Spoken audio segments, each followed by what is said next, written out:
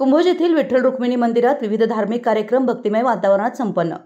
हातकणंगले तालुक्यातील कुंभोज येथील कुंडले महाराज चॅरिटेबल ट्रस्टच्या वतीनं येथील श्री विठ्ठल रुक्मिणी मंदिरात रविवारी संत तुकाराम बीजनिमित्त विविध धार्मिक कार्यक्रम भक्तिमय वातावरणात पार पडले। यावेळी गावातील प्रमुख मार्गावरून संत तुकाराम महाराजांचा पालखी सोहळा उत्साहात पार पडला। सकाळी 11 ते 12 दरम्यान संत तुकाराम महाराज बीज कार्यक्रम, दुपारी 12 वाजता फुले टाकण्यात आली।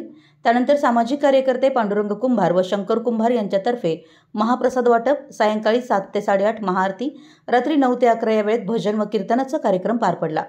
यावेळी रविवारी दिवसभर वारकरी आणि भाविकांनी मंदिरात दर्शनासाठी व महाप्रसादासाठी मोठी गर्दी केली होती।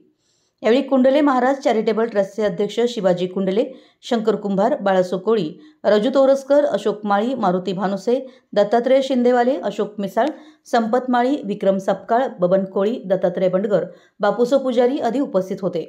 पांडुरंग कुंभार यांनी आभार मानले। कुंभोज प्रतिनिधी, मराठी एस न्यूज।